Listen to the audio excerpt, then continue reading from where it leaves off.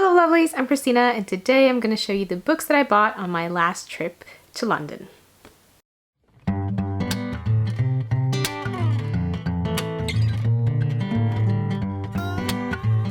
Last year, me and Michael, we went to London for my birthday and of course I ended up buying books.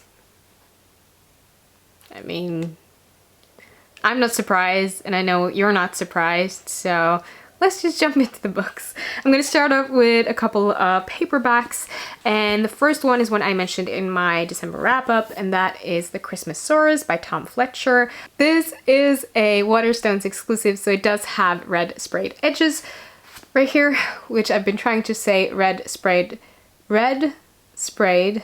edges for the last 5 minutes, and my tongue doesn't want to. I was on the lookout for Christmassy reads and I've been looking for this one, so when I finally came across it, I ended up buying it. I didn't buy the second book in the series because I wanted to read this one first, and then I read it, and now I regret not getting the second one as well. So I think I will get that this Christmas. Next one is Frostheart by Jamie Littler. This one is also a beautiful edition. It has these sprayed edges. There we go. With these really beautiful details that it looks gorgeous. It says, step on board the Frostheart and join the adventure. Far out in the coldest part of the monster-infested snow sea, Ash waits for his missing parents with only his grumpy Yeti guardian for company. But when an accident reveals that Ash has amazing magical powers, he's whisked aboard the Frostheart, an explorer sleigh with a daring crew who need his help. Can they help Ash master his new powers and find his family? I think this sounds absolutely wonderful. The woman that worked at Waterstones the day I was there, she said this was a good mix of Frozen, Harry Potter, and it was one more book that she mentioned, but I can't remember it right now, but that just told the whole thing for me and made me super excited for it, and I can't wait to get to this. Now we're getting into the hardbacks. So I'm gonna show you the books that I got at Waterstones first. Another Waterstones exclusive I got was this edition of The Binding by Bridget Collins, which has purple sprayed edges. See? I got it now.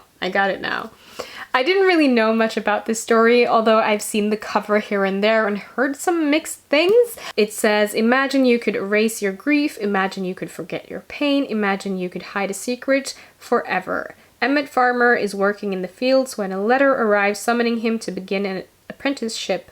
He will work for a bookbinder, a vocation that arouses fear, superstition, and prejudice, but one neither he nor his parents can afford to refuse. He will learn to handcraft beautiful volumes, and within each he will capture something unique and extraordinary, a memory. If there's something you want to forget, he can help. If there's something you need to erase, he can assist. Your past will be stored safely in a book, and you will never remember your secret, however terrible. In a vault under his mentor's workshop, row upon row of books and memories are meticulously stored and recorded. Then one day, Emmett makes an astonishing discovery. One of them has his name on it. Sounds very magical, a bit dark, right up my alley. Can't wait. I also, in the very Christmas spirit that I was, got these 60th anniversary edition of How the Grinch Stole Christmas by Dr. Seuss. So this is what it looks like.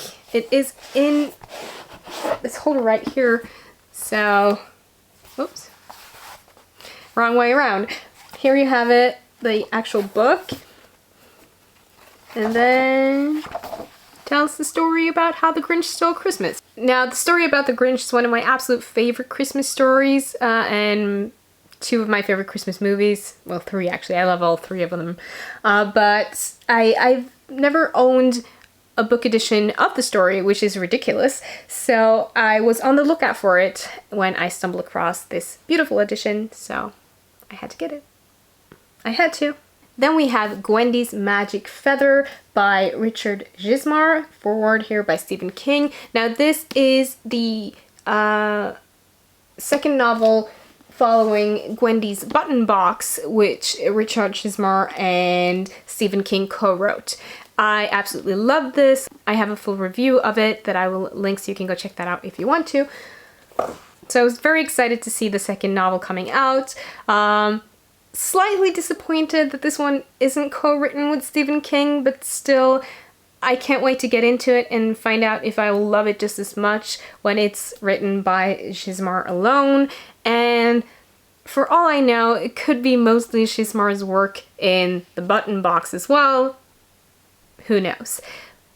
But I look forward to getting into this and getting back into this world and reading about Gwendy. The first book is a story about Gwendy who finds this button box and really weird things happen when she pushes the different buttons. It was very magical, quite dark, twisted and weird, as most of my reads are and the way I like them, so I can't wait to get to this. Then, I'm not even sure these are all the books that I got. It's been a while since our trip. I looked through my bookcases and I'm not really sure that I have it all here. But my good friend David, which we met up with, he introduced us to Forbidden Planet, which is a wonderful, just geek-filled store. You have everything from pop figures to games to books to comics. Just everything your geek heart desires is in Forbidden Planet in London. And David, I love you for showing the store to us as much as my wallet will hate it for my next visit to London. It's just a wonderful store filled with so many gems, and the one thing that really jumped out at me while we were there was how many signed books they had.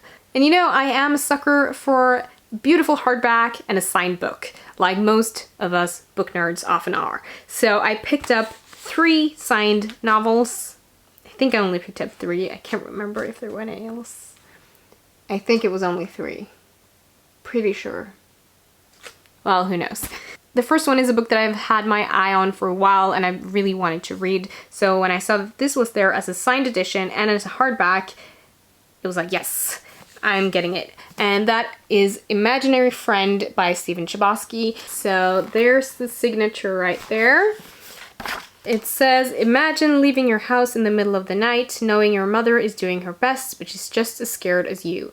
Imagine starting a new school, making friends, seeing how happy it makes your mother, hearing a voice calling out to you. Imagine following the signs into the woods, going missing for 6 days, remembering nothing about what happened. Imagine coming back a totally different person, thinking you're going crazy or being the only one who knows what's coming. Imagine something that will change everything and having to save everyone you love.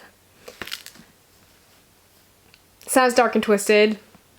Like I've mentioned many times before, that's right up my alley and I can't wait to read this. Next one is a book that I have read, but beautiful edition, signed edition. Ended up getting it anyways. And that is The Ocean at the End of the Lane by Neil Gaiman. I love Neil Gaiman and his writing. I think he's just such a wonderful storyteller. Look at this beautiful inside. And there you have the signature as well. Absolutely gorgeous. A story I would highly, highly recommend. Really loved it. I know a lot of book lovers have already read this, but I'm going to read the inside here where it says, this is what he remembers as he sits by the ocean at the end of the lane. A dead man on the back seat of the car and warm milk at the farmhouse. An ancient little girl and an old woman who saw the moon being made. A beautiful housekeeper with a monstrous smile and dark forces woken that were best left undisturbed. They are memories hard to believe, waiting at the edges of things. The recollection of a man who thought he was lost but is now perhaps remembering a time when he was saved. I absolutely loved it when I read it, and I have no regrets of getting this beautiful copy of it. And then the last book I'm going to show you is a chunker of a book, and I haven't removed the sign label on it. What an amateur. Oh no, it's one of those that doesn't want to come off. Why? Now I've started, so now I have to keep going. God damn it. There should be law against putting stickers on books that are hard to get off. This is coming off the pieces. I know a lot of people can relate to this struggle. First world problems. It really is a first world problem. It's not really anything I shouldn't even mention, that still annoys me. Okay. As good as it's gonna get now. It looks horrible, but I'll work on that later. So this is also a book that I've already read and absolutely loved. I think I've talked about it here before, but I'm not really sure, but nevertheless, here it is. It is The Priory of the Orange Tree by Samantha Shannon. I love Samantha Shannon and her writing. I fell in love with it through the Bone Season series, which I can't wait for the next installment of. But I have read this. I had a paperback version of it, and I'm glad I had that to drag around with me, because that was the chunker as well, but this one is even worse. But beautiful story of queendoms and magic and dragons. There is Samantha Shannon's signature in it. I just kind of wanted this edition for my future library, and that is what I'm collecting, the beautiful editions of books that I've already read, and then I gift on the paperbacks that I have to my friends or anyone I feel like would enjoy it as much as I did. So I gave away the paperback edition of this one. I gave it to Alex when he was visiting. I think I gave it to Alex. Didn't I give it to you, Alex? I think I did. But really good story. That says, a world divided, a queendom without an heir, an ancient enemy awakens. The house of Berethnet was ruled Innis for 1,000 years. Still unwed, Queen Sabrin IX must conceive a daughter to protect her realm from destruction, but assassins are creeping closer to her door. Aed Durian is an outsider at court. Though she has risen to the position of lady-in-waiting, she is loyal to a hidden society of mages. Aed keeps a watchful eye on Sabrin, secretly protecting her with forbidden magic. Across the Dark Sea, Tane has trained to be a dragon rider since she was a child, but is forced to make a choice that could see her life unravel. Meanwhile, the divided East and West refuse to parley, and forces of chaos are rising from their sleep. It's just such an epic fantasy read. I can't recommend this enough. I know it's a bit intimidating, but it's so worth it, and no matter if you're a fast reader or a slow reader, it's a good read. It's such a wonderful spun world with so many great characters and so many strong female protagonists in this that I would just read it. Just give it a chance if you haven't already. It's so good. So good. So there you have it. Those are the books that I got in London. I'm not sure if I forgot some. I might have, but if I did, I will show you later on. I will not attempt to lift these up and hold them to show you. Let me know in the comments down below if you've read any of these books, if you have any thoughts. As always, I would love to know.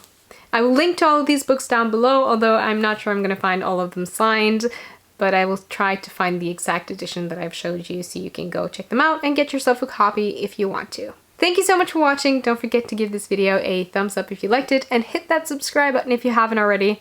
And I will see you in my next video soon. Goodbye!